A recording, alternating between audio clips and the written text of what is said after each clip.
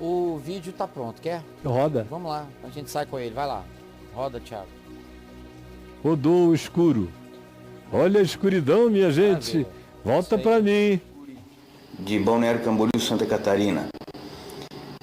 Eu estava aqui botando meu sapato e pensando nessas coisas todas que estão acontecendo aí, tanto na política brasileira quanto na igreja.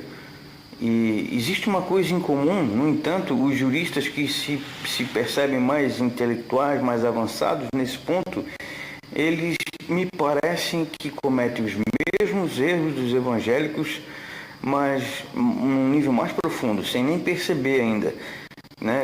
No tocante ao esquartejamento da Bíblia, retirada de um versículo bíblico do contexto dele e dar a ele a interpretação que se deseja, sem se importar com o que o autor quis dizer, sem uma hermenêutica honesta, né?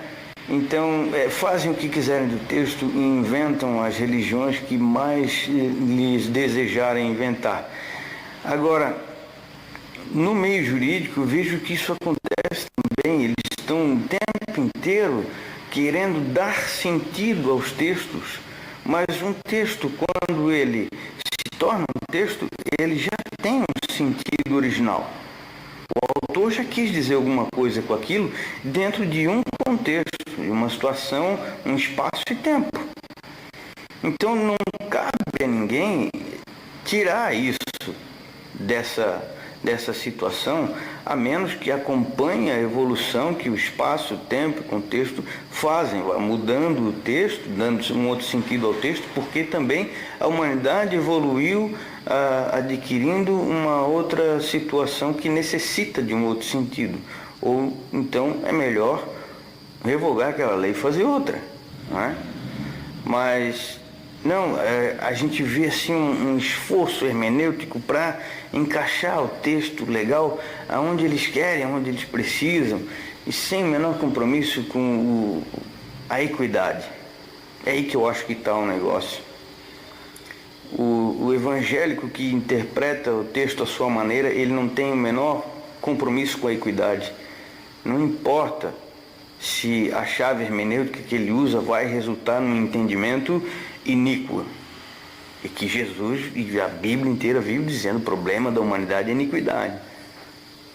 Então não importa se vai dar em iniquidade, importa que tem um texto bíblico aqui. Agora todo mundo tem que acreditar no que eu estou falando. E o jurista vai na mesma onda. Tem uma lei que diz? Tem. Então aplique-se. Mas isso vai causar um resultado terrível. Tem o texto legal, aplique-se. É um garantismo bíblico para os evangélicos. Né? E é um pentecostalismo legal para os juristas. É uma falta de compromisso com a interpretação. Enfim, em ambos os setores, o que falta é o compromisso com a equidade. Direito, antes de mais nada, é bom senso. Então, por que as interpretações não levam em consideração a equidade como um norteador? Né? As interpretações legais nunca deveriam se afastar da equidade, principalmente. O senhor não concorda, não percebe também essa falha de interpretação aí nos juristas do Brasil? O que tu acha, Braulio, também? Qual a tua opinião? Eu acho que você tem toda a razão. É tudo certo. E é o que eu digo o tempo todo, né? Tanto do ponto de vista hermenêutico na interpretação da Escritura, e como também foi o que os apóstolos disseram, quando disseram que houve leis que Israel praticou, mas que entraram em obsolescência, justamente porque a evolução humana aconteceu para além do que aquela lei naquele tempo, lá atrás, tinha conseguido prever. E para Jesus o tempo todo o que ele ensina é a justiça do reino de Deus, que excede a hermenêutica interpretativa dos escribas e fariseus. Existe uma justiça universal que todo mundo conhece, que você designou como equidade, que significa o oposto de iniquidade. A iniquidade é o disparate contra a justiça, contra o equilíbrio, contra a equanimidade. E esse é um conceito universal em qualquer lugar do mundo. O mal é mal. Foi por isso que Jesus simplificou isso tudo dizendo: você quer saber qual é o sentido das coisas? Seja você a própria chave hermenêutica da vida, foi o que Jesus disse. Faça essa experiência. O que quereis que os homens vos façam, fazei vós primeiro a eles. Eu não preciso perguntar o que a Constituição diz para saber o que é certo e o que é errado. Agora, como você disse acertadamente, alguns dos nossos juízes supremos são pessoas legalistas, agarradas a uma das vaidades mais profundas que o país possui, que é a multiplicidade dos egos dos julgadores. Eu tenho um amigo querido, que eu não vou dizer o nome, todo mundo o conhece, que me diz que nos tribunais superiores o cara mais humilde tem só 2 egos. Isso é bom. Tem gente ali com 7, com 8. Isso. Não estão nem aí para a justiça, eles estão aí para essa vaidade, essa fofoca legal. Essa dança aí. Do ambiente do tribunal, do fórum, das masturbações do legalismo, enquanto Paulo diz que a letra mata, e eles não estão preocupados com o sentido superior da justiça universal. Absolutamente correto, meu irmão. E com relação à Escritura é isso, Jesus se tornou a chave hermenêutica. Depois de Jesus eu não preciso mais perguntar o que é nem o que não é. Em Jesus o que é, e o que não é está explicitado. Que alguém quer obedecer a Deus, obedeça a palavra de Jesus, ele é a chave hermenêutica. Está tudo simplificado. E alguém quer andar segundo a lei dos homens, use a categoria do bom senso universal. E o que você quiser que os homens façam a você, faça você primeiro a eles. Jesus disse, essa é toda a lei. Toda a lei se resume nisso. Ministro Gilmar Mendes, ministro Marco Aurélio, tantos outros ministros, ministro Lewandowski às vezes, tantos outros, que se aferram tanto à lei que esquecem do espírito dela. Parece que é uma Constituição sem espírito da justiça. E que para alguns desses julgadores o que vale é o que eles conseguem criar de jogo interpretativo de palavras, aludindo a regimentos, a sub-regimentos, e eles vão de regimento em regimento, esquecendo o que está em questão. O que está em questão é a necessidade de justiça aplicável ao ser humano, à sociedade, ou ao meio ambiente, ou ao que seja. É simples.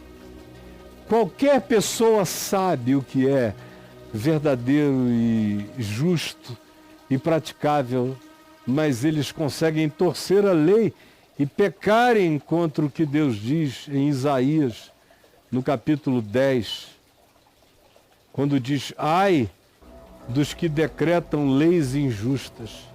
É possível escrever leis muito injustas. A Câmara Legislativa já fez milhares de leis injustas.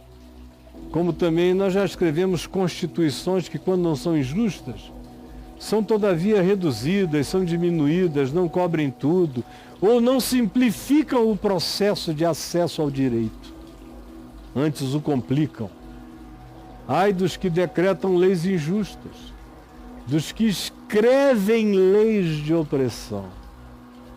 Então isso devia estar escrito ali na porta do STF. Isaías. Isaías 10, 1.